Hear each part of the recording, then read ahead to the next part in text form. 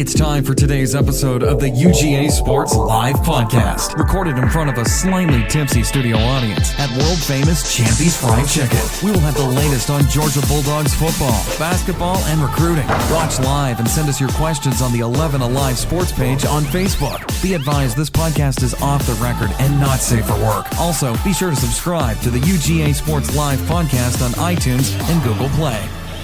Everybody, welcome to the UGA Sports Live Podcast with Jim Donnan and Rodney DeBose. I'm going to start giving you the headlining capability because that's actually how we describe it. We have former UGA head coach Jim Donnan on the show today. We do not have Jake Roos, the recruiting guru at UGAsports.com. He is on a flight to Bangkok, Thailand, or Singapore, or something. Go anywhere to look for players. There's a signing party over there. I told him to get maybe in the red light district. We'll see if there's one down there that he can go check out. He deserves it. Have a good trip. And here's the thing. I will tell you this about Jake Roos. When he told me, he said, "Hey, I want to take a trip with my dad and my granddad to the Orient Express for like 9 days. Can I have the time off?" I'm like, well, of course you can do. We'll move heaven and earth to get you that time off. Can you imagine taking a trip with your dad and your grandfather? It's got to be fun. Yeah, and here's the thing, though. For all of you subscribers to UGAsports.com, he's got stuff ready to come all week. So he's got some stuff that he's put in ahead of time, and he's got stuff that he's going to work on while he's over there. I'm like, look, just go have fun, but he's got a good series coming. Power of the internet. Yeah, so he's always dialed in. I don't know that Jake's ever completely unplugged and taken off time. I do have him set up to go to this elephant camp where he's going to ride some elephants. Really? Not really. No, I wouldn't doubt it, though. But my friend went over to Thailand, and they went out to an elephant farm and actually learned how to ride the elephants. That's pretty impressive. Yeah, well, I know Jake's going to do a lot of fun stuff, and Granddad, too, and they'll have some fun. I think they're going to go check out some Muay Thai boxing, whatever you call it. So he'll see some fun stuff. And, again, for the folks who watch the podcast, he's not here today, but we'll talk some recruiting. But be sure to check out UGAsports.com. He already has a story on the front page. And we also have Chad Simmons and, Trent Smallwood, Paul Meharry, Patrick Garvin. We have guys that keep you for the next 9 days full of recruiting stuff, so don't worry about that. I want to give a quick shout-out to our sponsors. We have Athens Ford, big sponsor of the show, Aaron Overhead Doors, Your Pie. Be sure to stop by Your Pie when you get a chance. Remember, March 14th is coming up faster and faster, less than a month. That is Pie Day. Academia Brewing Company. I'll be drinking a beer in Jake's honor today. Of course, Cable East and 365 Game Day, great sponsors of our show. We mean a lot to them. We are here at Champy's on Baxter Street. They just celebrated their 4th anniversary. They had a huge blowout recently with the 4-year anniversary. They're going to bring us a little lunch here. That was awesome. I'm very, very congrats to them. They win all these awards for being the best fried chicken joint. And, hard to be on top 4 straight years. That's what I'm saying. It's consistency. You know what it's like. I like to read, though, occasionally. Of course, I look at your byline there on Twitter once in a while, and somebody will thank you that will come into town and actually come over here and eat. Yeah. And say, hey, that was really good. It's not a secret. Come on over here. It's really good. Well, no, we do not take on any sponsor that we don't believe in. Because for me, I said, look, I'm not going to read a prepared ad. Hey, swing by Ford in Athens. That's not my style. I talk about the companies that sponsor us, that believe in us, and we believe in them. We've had other people reach out to us, and I'm like, you kind of like breaking up with a girlfriend.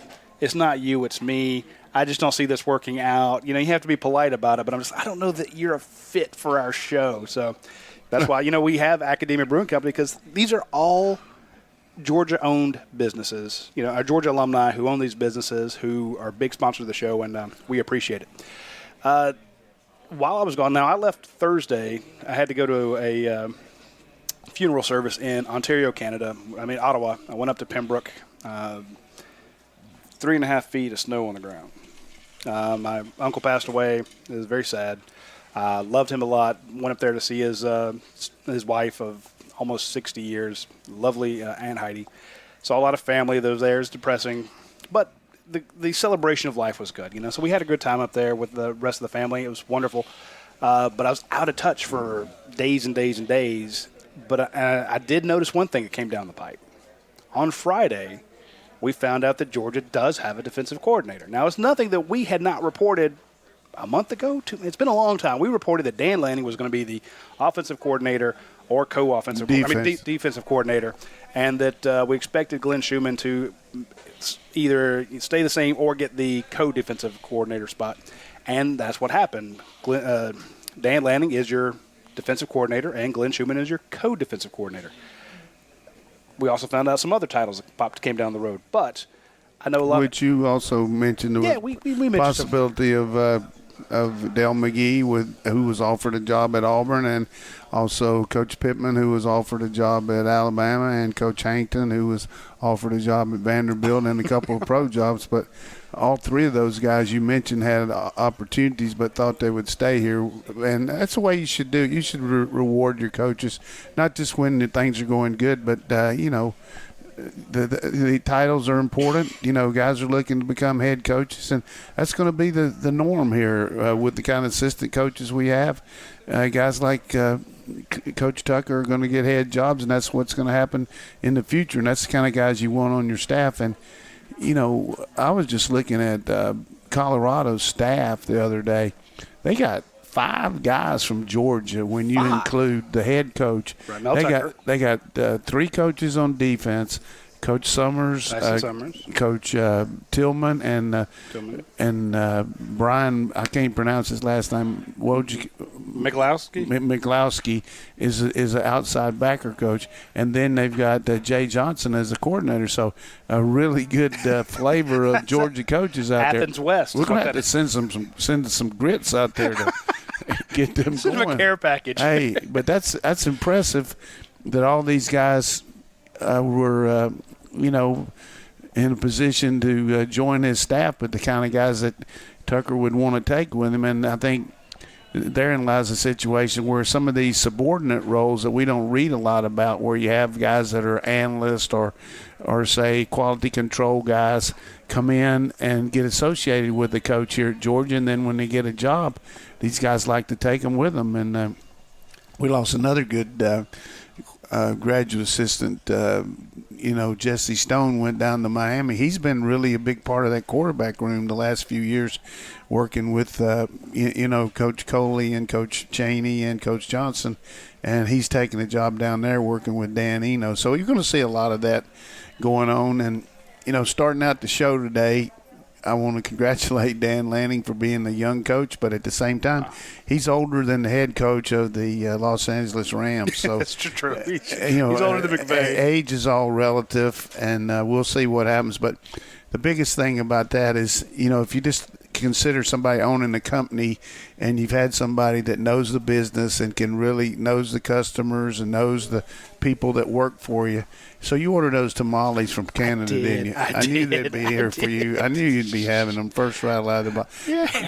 But the situation for the fans out there, a system. Kirby has been a big part of teaching that system at Alabama and now here, and not going to bring in some new guy to put in his program or that doesn't know our system. So just the learning curve there is worth a lot to be able to not have to teach somebody your system, and then he can call in and work with Kirby, who's going to have a big part of it too. And as we've talked about, our personnel on defense is going to be really enhanced going into next year, I think, particularly down the middle with the inside backers. But I think the other thing is Schumann is a younger coach too, 28, that has a tremendous background, having been in Alabama as a student assistant, then moving right on in. His dad was a coach, and he got a job there as a student assistant, and then he moved on and worked with Kirby for several years, being his graduate assistant, and then he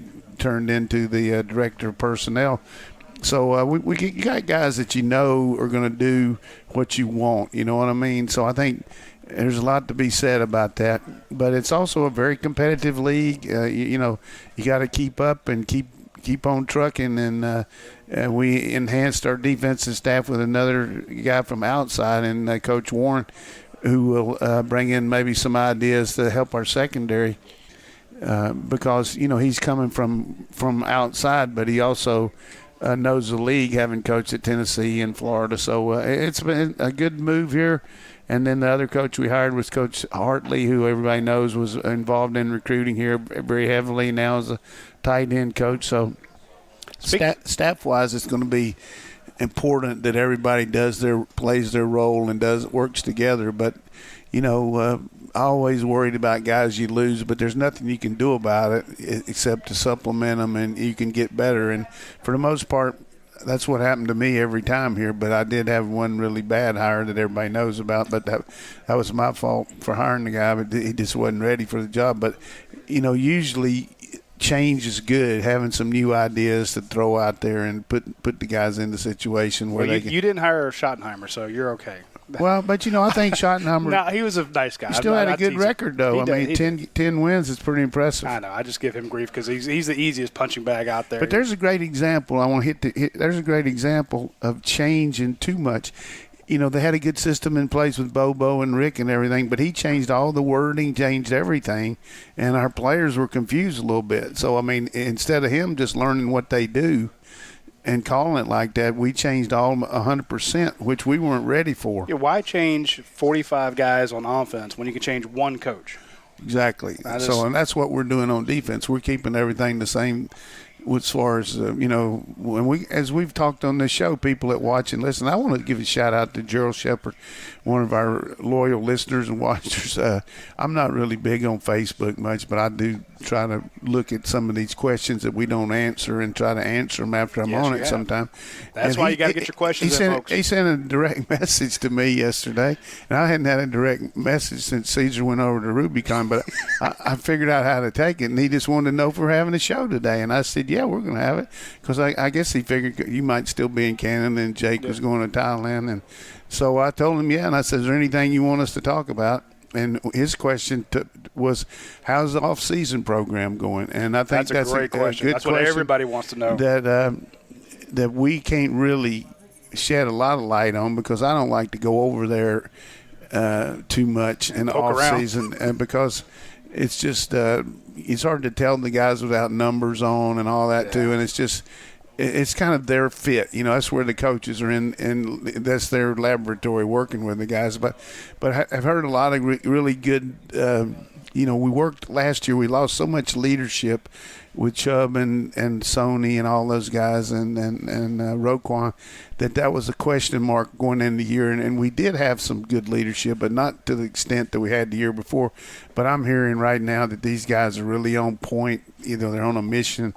You got Jake Fromm, a 2-year starter, and then you got guys like Holloman and Reed and Andrew Thomas that are just stepping up there and doing a good job. And a guy that I've heard has really had a unbelievable offseason and has turned into a really vocal guy out there is Mark Webb. So really, you add all these guys in there showing what it's like. And from Mark's standpoint, here's a guy very selfless, switch positions, and he epitomizes what you want on the team.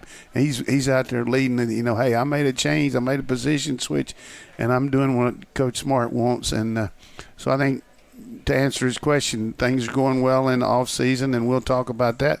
But I did want to welcome you back with a little quick joke here that, people sometimes inherit money.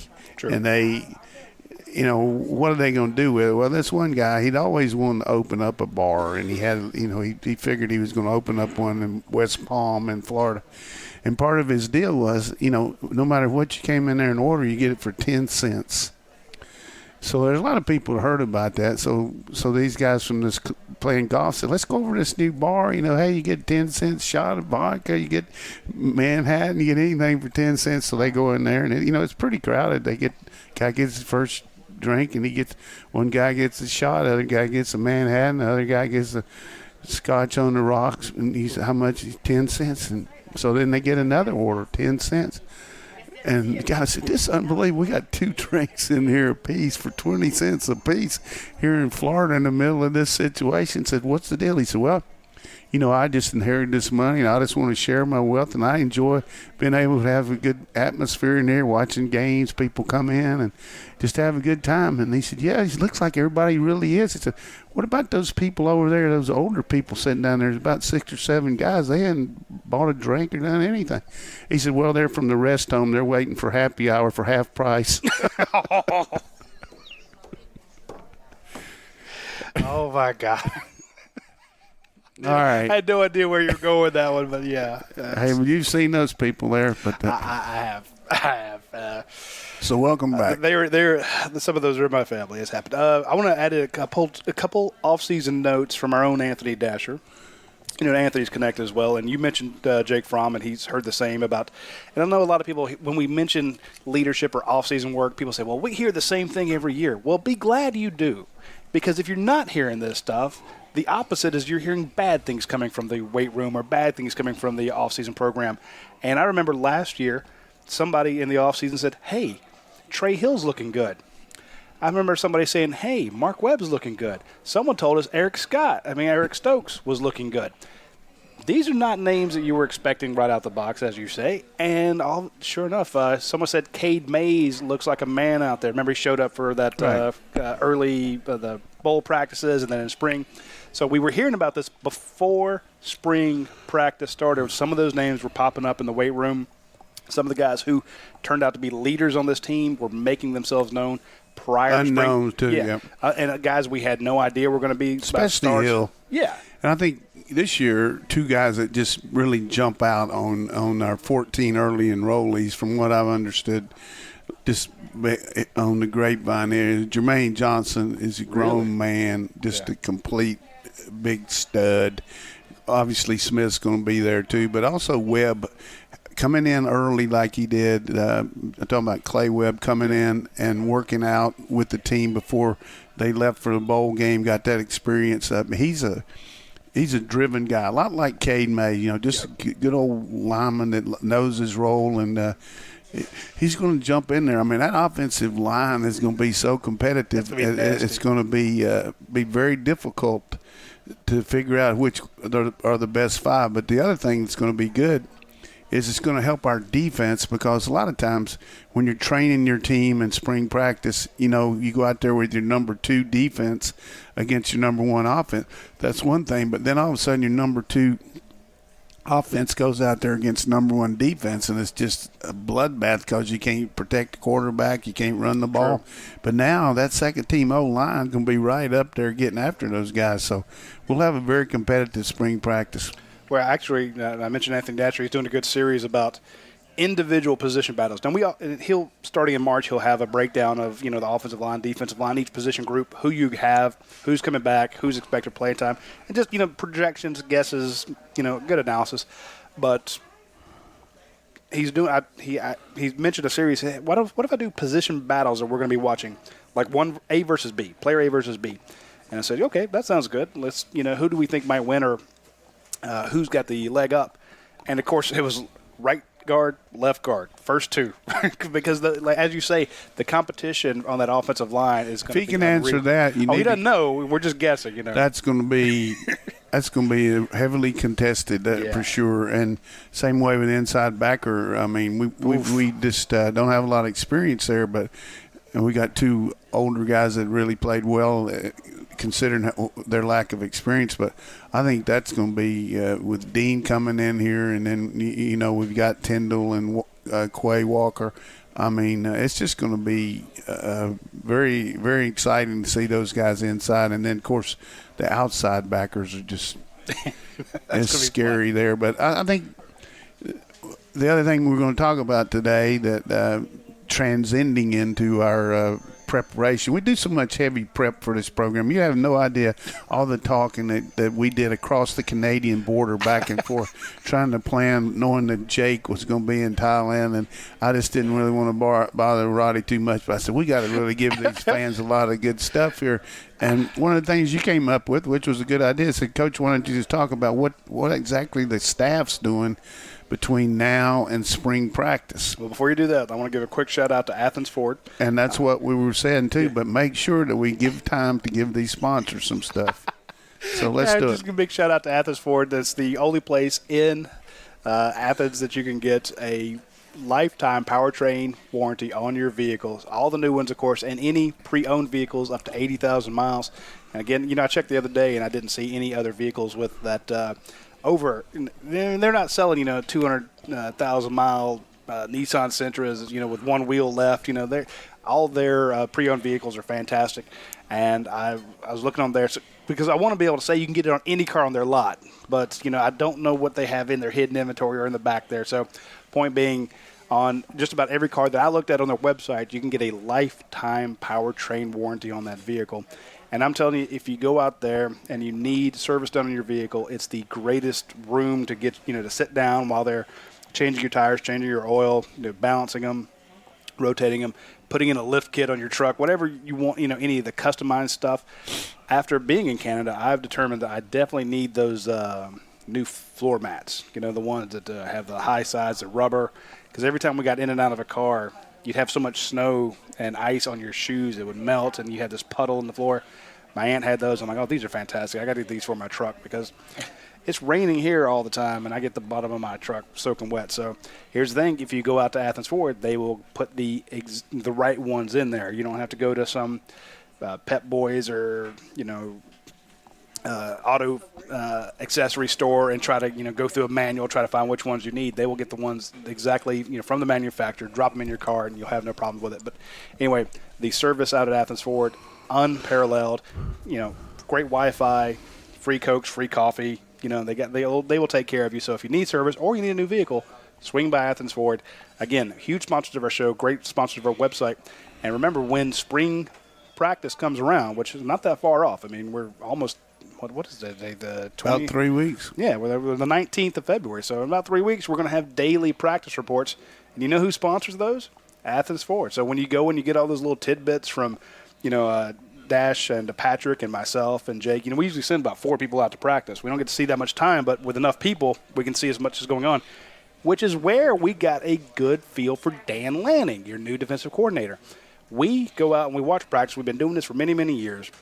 And Dan Lanning we knew that there was something about this guy from watching him in practice. He was educating. He was involved. There's an it factor with Dan Lanning, so keep an eye on him. There's a reason that Kirby Smart did not settle on this guy. Kirby Smart wanted this guy. Kirby Smart fought to keep this guy, and there's a reason for it. And if you go out to practice, if you're ever lucky enough, if you're part of the boosters or something like that, you'll see why, Well, they'll have one open practice in the spring. If you get a chance if you can hear Dan Lanning coaching his guys up, you see why they're effective. So point being, big fan of Dan Lanning from what we saw on the field, and we did that at practice. Those practice notes are sponsored by Athens Ford. So thanks to them for doing that, and be sure to catch them later on. Anyway, what are the coaches doing? Right now it's February 19th. Spring practice, 3 or 4 weeks away. What do they do? I mean, they've already figured out, their titles and all that stuff. Signing day's over. What are they doing from 8 to 5? Well, 8 to here's 9? what happened there. After signing date on Wednesday, Coach Smart gave everybody on the staff off from Thursday, Friday, Saturday, Sunday, Monday, and they came back on Tuesday.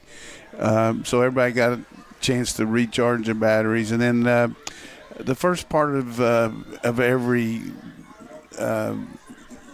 end of signing date deal is to reevaluate what happened. And you talk about not only the guys you signed, but the guys you lost. What could you have done different? So you spend a couple days in there self-evaluating your recruiting about what we could have done different on these kids, and if we have the same situation next time, what are we going to do? And also, what did we do that we got this guy over the hump, to get him to sign with us? So I think that's always good to go over your areas and some concerns that you had about home visits, about visits when the kids came into campus on official and unofficial visits, and obviously having this new facility down there for the kids to be entertained was just humongous when they came in, because you just had so much more time to spend with them in a good atmosphere. So that's the first couple of days. Then you start looking at your junior weekends. You've already had a couple, but last weekend – the last 2 weekends, we've had selective guys in here to really work hard one-on-one. I know Gilbert was in here yesterday, the big tight end, and the kid from Maryland, the big defensive end. Brian Breezy was in here. So you put the full court press on them on the weekends. But as far as the coaching part, In the off season here, when the coaches are on the road, you have these analysts or quality control people. They break down the tapes of all the games, and by defenses, by offensive plays, by down and distance, all that. And what they call these are cut-ups. And these cut-ups are basically, let's just say you have a running play, which might be an inside zone. You might call it 34. You might give it a name like Ohio. So you look at all the Ohio plays against an even front, an odd front, but you evaluate what we might could do. And so all of those are set up. So now, between now and maybe the next week or so, they'll be looking at those cut-ups to evaluate what we did last year. And then starting next week, probably they'll start looking at their installation of what they want to do as far as plays we're going to work on in the spring, defenses we're going to work on in the spring. And all the time that they're doing that, a little bit the coaches are, then they're also looking at personnel and basically talking to Scott Sinclair about how these guys have done in the off-season program, how much weight they put on, they monitor it, all that. And they evaluate, should we maybe consider a position switch for a guy or what we're going to do. So now you're in a position that the coaches are back and they are able to go to the off-season program. And, the players are running 2 days a week when the coaches weren't there. Now they're running actually 4 days a week along with their lifting. And so they're doing some serious running, some serious agility. You can't have a ball out there. But the number one thing they're able to do, which I think the NCAA, I get on them a lot, is they have a chance to meet with these guys. Right. So they can meet with them every day up to 45 minutes or so, and they'll just be looking at the same cut-ups that they looked at and start teaching these guys off of these cut-ups. And these kids can take them home and put it on their computer too. Oh, they walk around with those iPads with all that stuff on there. So it's easy. I want to interrupt you just for 1 second, because the idea of these cut-ups, and you talked about the coaches working on their installs, is fascinating to me, specifically because you have a new offensive coordinator and a new defensive coordinator. Is now when we see a philosophical change. Granted, this is Kirby's defense. I don't see anything changing there, but with James Coley taking over, is this where you would change things up if there's going to be a change? There's always going to be some subtle changes, and you got such good cohesion with your offensive staff that, even though it's a big loss losing Coach Chaney. I mean, he's a very veteran coach, but you're going to run the same system. But there probably would have been some changes to this year's team, regardless who's calling the plays, because unless we get a real influx of talent, it's going to be hard to run our 12 personnel, 2 tight ends that we were at. We lost 2 good ones, so we might look at a little bit of 3 wides with 1 tight end.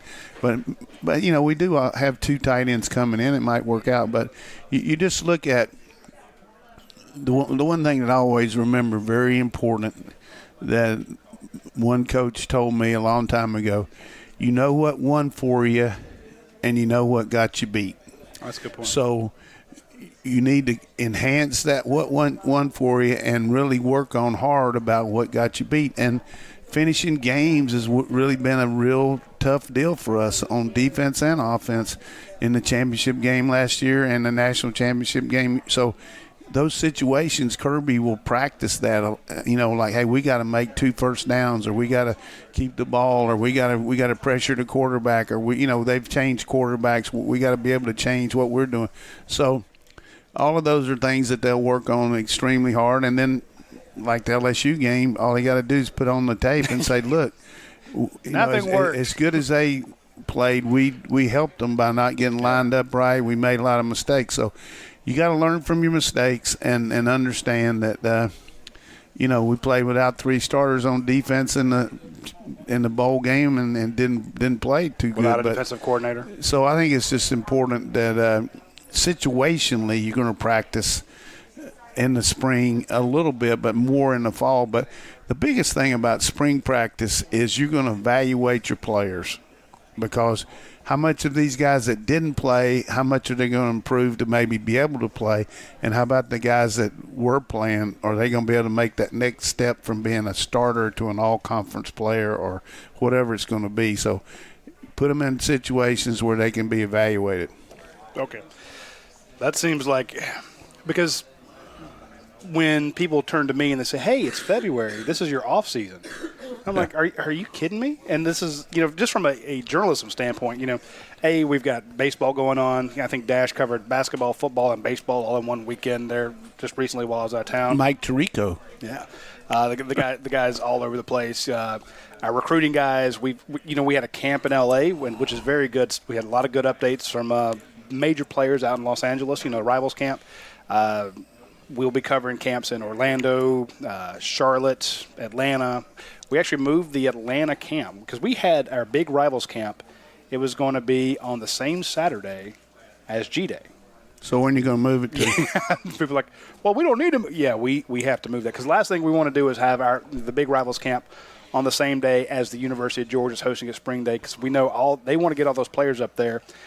And not to say that Rivals doesn't have pull, but we don't have pull like the University of Georgia. If a kid wants to visit, you're not going to get near as many people when they're having that. But exactly. So we moved it to the night before.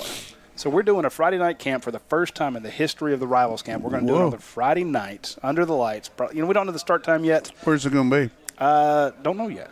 They don't have it at Tech. No, it won't be. We're not having a spring game at Tech. No, we're doing it. I did know that Tech. The reason I said that Tech's going to have their spring game on Friday night. Yeah, we're not going to be that. We're not going to do that. But this way, the kids can go to the camp. It'll be in Atlanta, of course, maybe McEachern or someplace like that. We need a lot of fields. We have a lot going on. We'll have it that Friday night, and then that way all the players can go to G-Day the next day, and we'll have updates. It's going to be a big weekend for updates. But so anyway, you've got recruiting going on, you got football going on, you got basketball, baseball, all this stuff. And it's the same with the Georgia coaches. People go, well, they only coach 12 games a year. Why are you paying them $7 million a year? It is 24 hours a day, 7 days a week, 365 days a year. I was surprised when you said he gave them 5 days off in a row. Well, he did. They've been working every day since. I know, but he still keeps going, Well, they had to do some stuff. I agree. I tell you, when I first started coaching, you know how people talk. When somebody was talking to my wife, I said, boy, that's got to be a great job. She said, what's that? I said, well, it only has to work 3 hours a week just for the games. Exactly. I mean, that was a serious statement. Somebody thought that's all we did. But, it is a labor of love for coaches. You love it. But you'll get burned out. You got to understand, though, that really what has taken over and made it more difficult is just the texting and the 24/7 recruiting. I mean, you're working on older guys for this class, but you're also working on the 10th graders, and you're just – when are we going to get this guy in? Because I promise you, if you can get a guy in early and make a big imprint on him, then everything he does is compared to what he saw here. To that point, like I tell people, look, no, we're busy as journalists, and we're only covering a tenth of what these coaches are doing, if not less. So the coaches are out there busting their butt. You think, okay, the weekends after signing day, the coaches should be able to take some time off. What is Kirby Smart doing this past weekend? He's got Brian Breezy down in the baseball game. We have a front page story about Arik Gilbert, one of the best tight ends I've seen in a while. I mean, Orson Charles, a guy who's just a game changer, who could also be a great defensive end. They're hosting him. Like you said, they brought in some guys they could spend a lot of time with, make a strong impression. And there is very seldom a weekend that goes by year-round that they don't have recruits on campus. And to your point, every day they're talking to – we had updates on this this morning. This guy's talking about, I was talking to the coaches when I was a freshman. I've talked to Hartley, when I was a sophomore, and I was talking to Warren when I was a junior. Now he's a rising senior, and the he's thing talking about to everybody on the staff. So the thing about it, you can't talk to them. Let's just say you're a prospect. I can't call you, but you can call me up until the junior year, and then after that you can start. But it's really important. You got somebody in town that sets up a deal where the guy calls the coach, and it's great. You can text him. Texting is legal, and you can direct message. Hey, give me a call when you get a chance. So the kids know that they have to call the coaches, because that's all people say. Oh, that's not. They're calling them. No.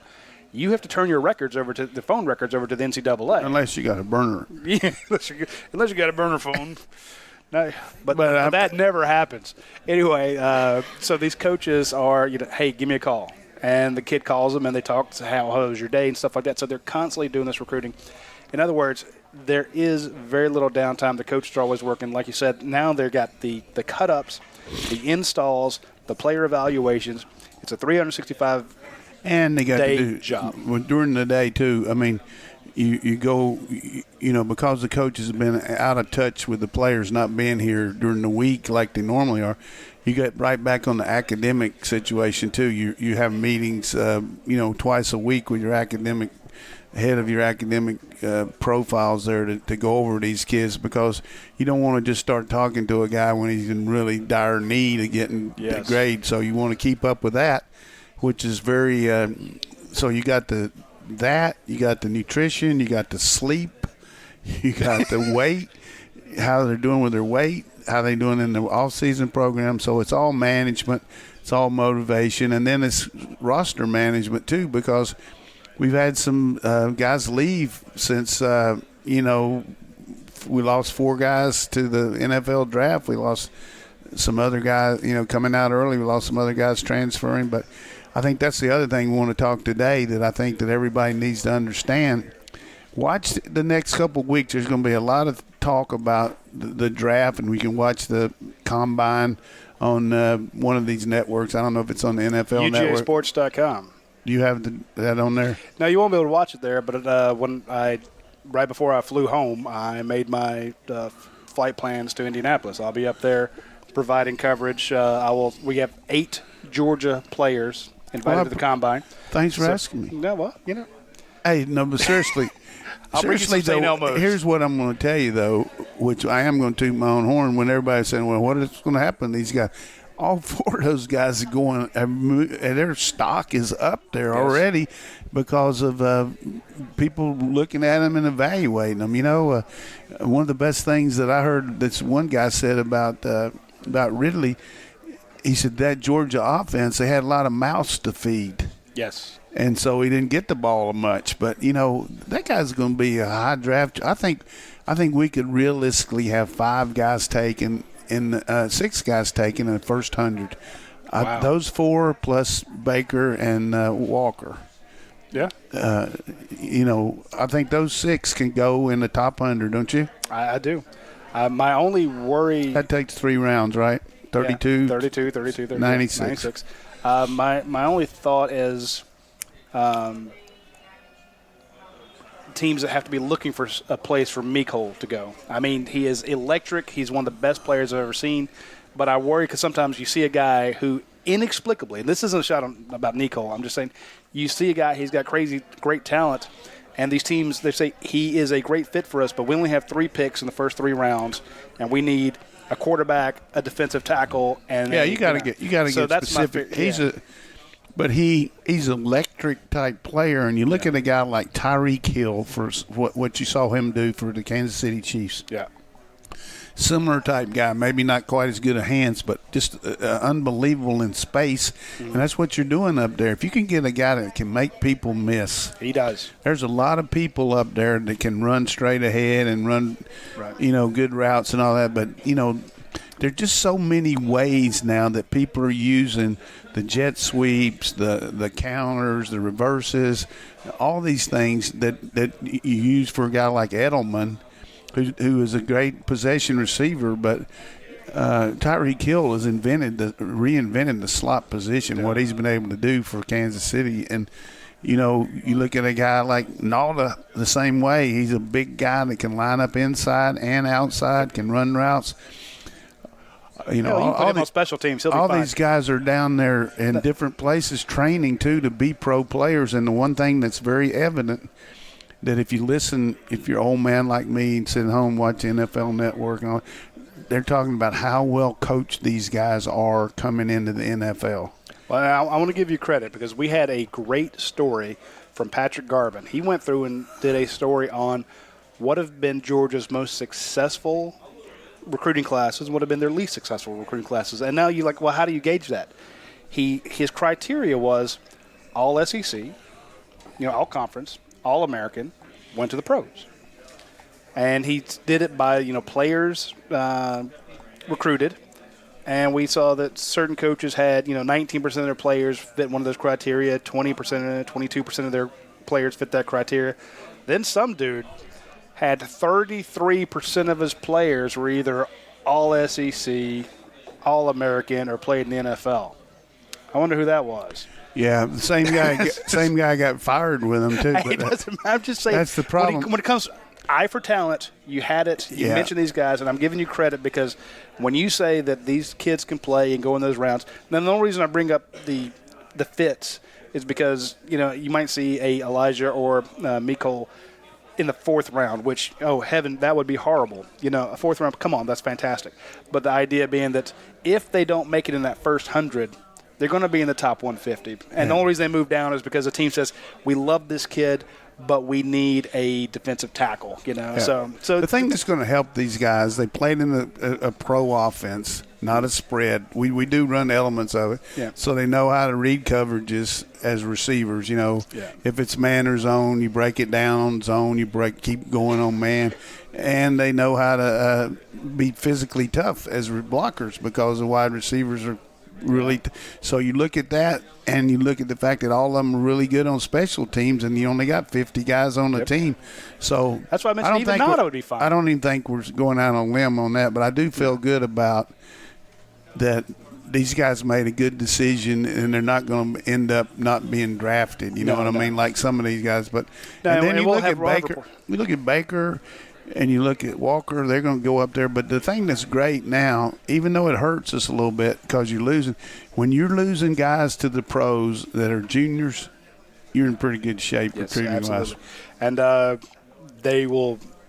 coaches be like, look, we just lost this guy. Hey, 5-star defensive tackle, why don't you come play here? Because that guy just went early to the – in other words, losing players to the NFL early hasn't hurt Alabama in their recruiting efforts. So – I saw on Kirby's deal, too, that I think one of your guys pointed out that in the last 2 years, even though we did lose 2 5-stars off of this 2017 class, we've had 14 guys that are 5-star, 8 and 6. Yeah. And that's and so many of them are in the top 30 players in the country, too, Yes, that's So our squad list is going to really build up, and so we got some questions here, man. We do. We got a lot of questions, but I'm going to give a quick big shout out to Aaron Overhead Doors. Ryan Lucia, I missed his comment the other day, but he put in the notes there that Ryan's like, hey, I buy all my cars from Athens Ford. So you got Aaron Overhead Doors. He's buying all his service trucks, which again, the reason I bring it up is because he buys trucks for his employees, not for his contractors who you have no idea who they are. He's buying it for people who work for him, people who get a lot of training, and the folks at Aaron Overhead Doors will know how to, they come out to your house. It's an Aaron Overhead Doors truck. It's not, some guy working out of his backyard, The guy that comes up and talks to you and introduces himself, he is an Aaron Overhead Doors employee. Anything he does. In other words, if there's ever an issue, which, they have 5-star ratings across the board, it's not going to be, you're not going to hear the folks at Aaron Overhead Doors saying, oh, well, that's on the contractor. We contracted with that guy. No, it's their issue. So they're going to take care of it. And you remember it was, I believe, the last week, the week before, I mentioned having insulated garage doors and saying if you need them. I have now seen why you need insulated garage doors. So they got them in Canada? They do. When it's 0 degrees outside, at one point it was -6. And your garage can be so cold, stuff out there freezes, and it's like if you're trying to keep just so that, you can go out to your car if it's inside of your garage, you don't want your battery dying. So they actually have insulated garage doors out there, and they have sometimes they have a little higher power motors to bring the doors up. Now you can't go too hard because you rip the door apart, but because you get all this snow, you get 3.5 feet go up against it, Can't get it up. And you got to get your snow blower out. You got to have that door come open so you can get into it. But anyway, if you need any cosmetic work, any repair work, want a new door, I know that some of the folks here said, hey, give us a number for Aaron Overhead Doors because we need some help with them. They're going to do it. I also want to give a big shout out to, like I said, I mentioned before, Pie Day is coming up for your pie. That is on March 14th, 314, pie, 3.14. And you can go out to any of their locations and get one of their pizzas for $3.14. Normally they're $7.99, less than half off. Anytime you go out there now, get out there early because the lines are going to form up. I can guarantee you. You tell somebody you can get one of these fantastic pizzas for $3.14, one per person. They show up. I know I do. So I'm just saying, If you get a chance, swing by Europai on March 14th. Go by any day, of course, but I just want you to know because I don't want you to be thinking in April, dang it, I missed it. So I want to jump into the questions. A big shout-out to Linda Collins, Josh Collins' mom. She's watching. So great. She's a dear. Nando Lanier says, is Notori Johnson staying on the defensive line? Excuse me. I don't know about that. Now, when I spoke to Notori, he said that he asked the coaches to switch to defensive line. Now, this is a kid who's very athletic. He had a huge setback when he had problems with his diabetes. He now has a kid, because I asked him, this was a guy, remember he would color his hair, all these different colors. And I said, what happened to all the, rainbow sherbet in the hair? And he said, I got a kid. I got to be a little more adult now. And he's attacking this defensive line switch much more aggressively. So it's his request. The coaches didn't ask him to do it. He went to Kirby and mentioned it. And Kirby said, yeah, we thought about that, but we didn't bring it to you. And sure enough, he switched. So I think this is going to be a big spring for him. Could he get back to the other side? I mean, that offensive line is brutal. Yeah, I think we really, although we got a lot of defensive line bodies there right now, and of course, I don't think David Marshall can practice this spring, off of that surgery he had. That's another question we have, by the way. But I think, what's the question? It was about Lanier says, does anybody know how David Marshall's the defensive end foot rehab and recovery is progressing? Coming really well. It's just one of those Liz Frank. It's one of those Liz Frank. Same thing that Hollywood Brown had at Oklahoma last week. He's going to be drafted, but he's not going to be able to go through the combine. But I think Marshall had a situation where he sent him over to specialists in Birmingham. They did a good job with him, and I think it's going to be just a case of, he can do a lot of stuff this spring, but probably no contact. But he'll be a big plus for us because, he was really playing good. I hated that happened. You remember his freshman year, you saw those flashes. I mean, I think he had – Dave, how many sacks did David Marshall have as a freshman? You just hear Kirby, every time he ever talks about him, he likes the way he works, what he does, and he's going to be – he's going to be a big part of that. You got to hope Clark has a big year, and I think the front's going to benefit by the inside linebacker play, though. And the outside linebacker play. Well, I'm just saying that all of these guys and the secondary is going to be better at run support. But what's the other question we had there? Shout out to Brett Steffen. As far as Notori Johnson, I think he'll get a shot on defense and see how he does, and then if it doesn't work out, then maybe put him back on the O-line. He's an athlete. He can play somewhere. Someone sent me a tweet last night from 2004. Oh, shit. And my tweet said, this is one of mine, and it said, Georgia's defensive line class could be elite. You have Lamont Galliard and Kendall Baker and Dontavius Russell. And then I said, and this was right before Elijah Shaw made his announcement, like if they add him. And someone said, yeah, that defensive line sure had a lot of O-line production. Well, the one thing you always look for, though, and I like this too, I always liked a guy looking at a high school player that a defense, you're going to put your best lineman on defense. You're going to put your best athletes at receiver. Yeah. So a lot of times you sign defensive linemen hoping they'll develop and be offensive linemen, and receivers can move them to DB. So don't typecast them too much. And I think talking to some of these coaches around the country, that one of the big things on personnel and evaluation is every coach now, they rate their players 1 through 40 on your team, because that's the 40 guys that are going to play. You know what I mean? 2 deep plus a few guys. And if you got 28 of them on defense and 12 on offense, something's wrong. Yeah. Now, I'm not saying that's a real, but no, you got to always look, constantly evaluate where are these guys, what are they doing, where are they playing, how does our squad match up, and how does it match up to Roll Tide? Yeah. Because that's where you got to base your whole deal on. And we've separated ourselves from the East, but same time, what's it going to take? And I'm sure everybody that Marshall Malco puts on the board for Kirby to look at, we're recruiting the same guys year in and year out that they are recruiting. Oh, absolutely. And we got 2 of the best players in Alabama last year, and they're coming into Georgia hard too for the same guys. And it's just a never-ending saga on this recruiting. But let's get some more questions here. Brian Murphy says, do you see Nate McBride getting more playing time at linebacker?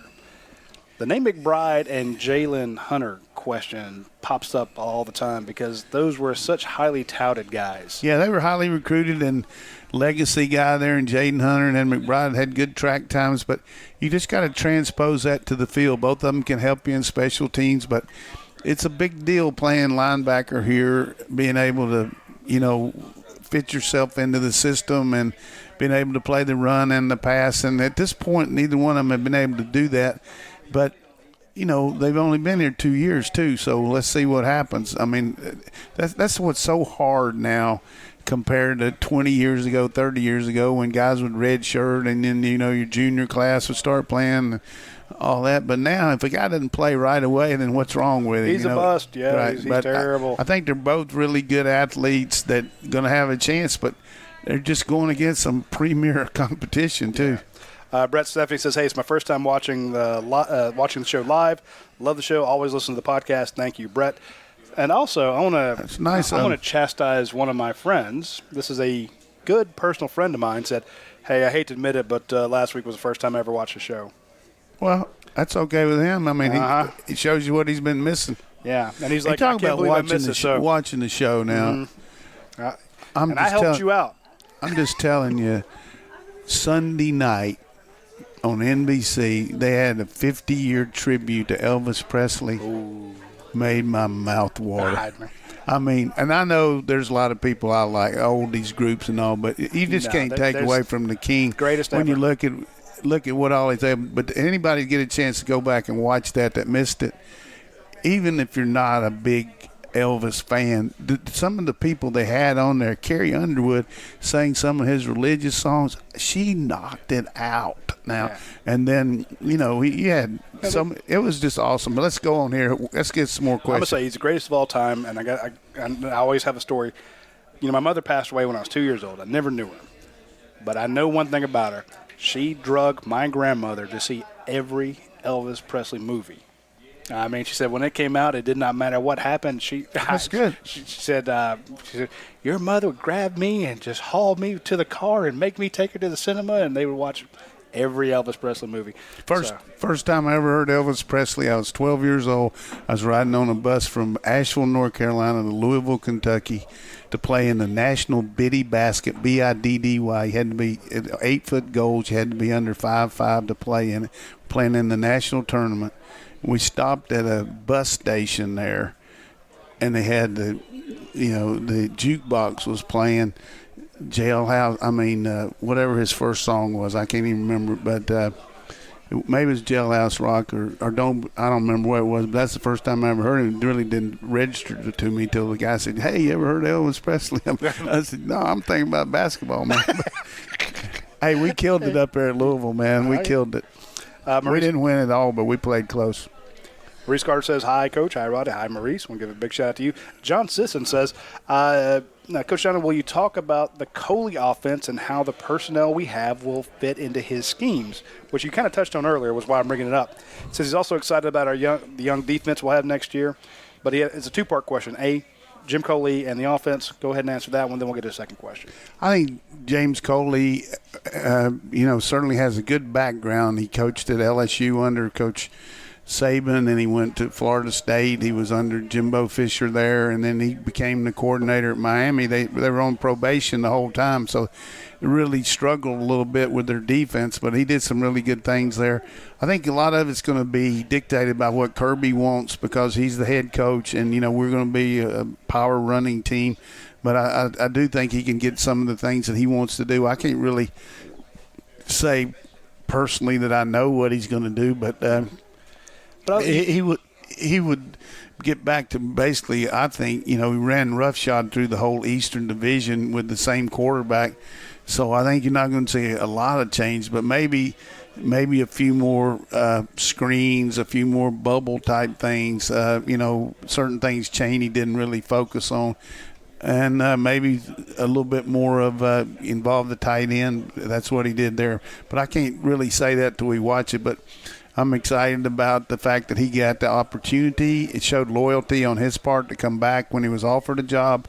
And he came back, and Kirby gave him some responsibility with the idea if you stay here and something happens, you can get the job. So that means a lot both ways, a two-way street. So going to be some pressure on him because, there's a lot of good things happening here, but he's got a good staff to work with. You got a great O-line coach, a tremendous running back coach. I think Hankton's really starting to get a feel for these kids, what they want, what he wants from them. He gives them a pro background. And then, as we mentioned, Hartley is going to come in and maybe bring some new ideas with the tight end too. Actually, I'm going to jump ahead to this question from Ronnie Brown because I think it's Ronnie's always one of the great ones. Yeah, he says, Coach, how difficult is it to lose someone from your staff to a conference rival, Florida, Tennessee, Auburn? Or is it beneficial and how beneficial is it when you gain someone from a rival? Well, it's a two-way street, Ronnie. Question. I think, first of all, there's no secrets in this league anyhow. Everybody's model pretty much is the Alabama model with your own changes in it because that's where these coaches coach. Right. If you look at Muschamp with Saban, when he was with him at LSU, and then all these guys have that model. So as far as practice organization, recruiting, everything's pretty similar, off-season program. But as far as your signals, you're going to have to check on those right off the bat because, Chaney going to have to change his signals. There's no question going against us. We're going to have to look at what, we got a guy like Warren coming in here. The first thing I used to do when a guy you get somebody from another staff that said, hey, let me see your game plan. Let me see your scouting report on us. Yeah. What did you think of us? What was your plan? What were you going to do? How did you attack us? How did you look at some of our players and what? So you learn that right off the bat because you're looking at through somebody else's eyes. So sometimes you don't see something that they might have seen. So you can be helped by that, and they can be helped too because you'll tell him, hey, when we saw your tell Coach Warren, hey, when we saw your defensive back turn his foot like that, we knew what he's going to do on a bail technique, or when he did this with his inside foot back, we think you're going to do this, So all that, hey, you need to disguise this back and forth. So it's some give and take, no question. But the best thing about it is, as I've said on this show, and I'll say, a wise man changes and a fool never does. If a guy's bringing in some good ideas that you think can help the program, you need to go on and really look at hard. It's good to have values and things you want to do, but you need to be ready to change something if it's going to help you be better. And one of the most stubborn guys I ever played or coached with was Bill Dooley. To get him to change something was monumental, but we got him to change our punt because we were having trouble getting people. We were so worried about protecting for the punt. We didn't do a good job covering, Yeah. So we went to the spread punt back in 1975. We brought some guys in from Arkansas, and we knew if Coach Dooley was going to switch to it, it had to be a good idea. I love it. Before we get to the last couple questions here, I want to give a big shout out to Academy. I wanted you give a shout out to Academy, but I also want to give a shout out to Coach Doug Dickey, who was the head coach at Tennessee and Florida, and the athletic director at Florida. At Tennessee, a guy that was kind of a real mentor to me in a lot of different ways, even though I never coached for him, but really a good man. He lost his wife this week, and she had Alzheimer's and, had suffered a lot. But I guarantee Doug Dickey, a good man, and everybody in Georgia ought to really think and be thinking about Coach Dickey today. And I try to tell people this all the time. Just because you have a coach or an administrator at Florida or Tennessee or something like that, it doesn't make them a bad person. We are in a sports field. Being a academic advisor at Auburn does not make you evil. Right. You got to compete against them. But you're competing against them. They're the enemy. But remember, what do the teams do when the game's over? Well, the thing that we were fortunate enough to have in this league back when I was coaching was we had 3 ADs that were football-oriented, Coach Dooley, Coach Dickey, and Coach Broyles at Arkansas. So when you had these SEC meetings, you knew that, it was going to be fair to the other sports, but football, you had a football AD for sure, and they were going to monitor that and make sure. And Coach Dickey was very always enjoyed talking. He was a very smart guy, a good football coach, and he never could get it going at Florida like they thought they would when he left Tennessee. But I'll tell you a quick Doug Dickey story. We played them down at Florida when I was at North Carolina, and then we talk about academic. But we played them in Tampa in a kind of neutral site game, but it was their game, and they were running the wishbone then, and it's the end of the game, and they would switch to a 2-minute offense, So we were on one side and they were on the other side, and Coach Dickey's running down there, and it's pretty quiet. They're running the play, so there's a lot of pressure on him, and he's saying to the quarterback, "You don't have a pitch back," because he only had 2 backs there instead of 3, and the kid went out there and pitched it. Oh no! And we recovered it, but you don't have a. And the quarterback there was a guy that I'd recruited from Florida State. I went every Thursday night to his house and watched his brother play Little League football for 6 straight weeks, and he signed with Florida instead of Florida State. Oh. But that's what you have to do. But he paid me back by pitching that ball out. Yeah, thanks, sir. I appreciate that. Tell us about academia. Well, no, I want to give our condolences to Coach Dickey, and I know it's tough. Like I said, just came from a funeral. It's when you have somebody who's a member, of your family for that many years, it's just tough. Big shout out to academia. When I did have my birthday over the weekend, and I told my wife when I got back to town, I'm going to do the podcast, and then for our celebration, I'm going to head out to academia. I'm just saying, when I had my choice of all the places in town. You have some scallops? I am going to have some scallops. If not, I might go out there on tomorrow night and have their big, not the roast beef, the prime rib. Prime rib. That's a good celebration right there. I'm just telling you, we got a great chef out of academia, wonderful beer. If you're going to celebrate, that's the place you go if you get a chance. So big shout out to academia. And, of course, 365 Game Day, they've also been a wonderful sponsor of ours, as is Cable East, who sponsors our show for no good reason other than they like to hear our stuff. And, we do have some other people out there that want to sponsor the show, or we need to ask about sponsoring the show. I know that one of those guys is going to stop in here later today, and we'll talk to him when we get a chance. So if he's listening, then he knows we're going to hit him up ahead of time. I'm going to get to one of the first questions that came in from Gerald Shepard. It'll be the last question of the show. Coach, who are some of the strongest players on the team besides Ben Cleveland and Isaiah Wilson?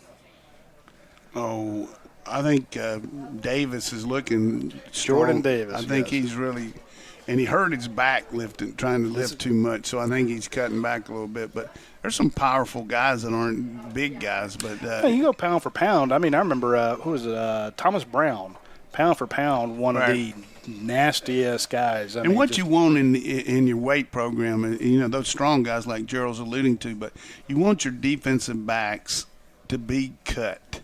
Because they're going to have to be physical. So, these guys coming in here hadn't really done a lot of weight training because most of them run track in the off-season and do all that. So when they get in here, so you want to get some upper body development where they can be more physical, the same way receivers blocking. So that's why I'm putting money on Webb. You mentioned him last year saying this is a guy who's standing out. Now he's being a leader.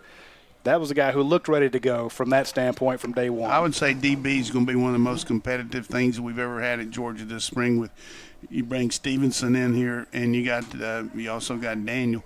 Those two guys at corner, and then you got those guys back like Campbell and Stokes and just Webb. It's going to be competitive. Yeah, that's going to be fun.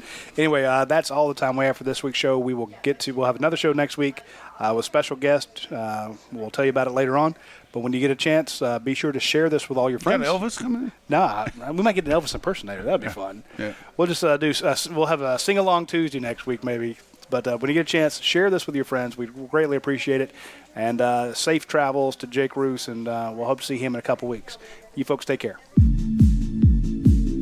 That's it for this episode of the UGA Sports Live Podcast. Tune in next week for more Georgia Bulldogs news and notes from Athens.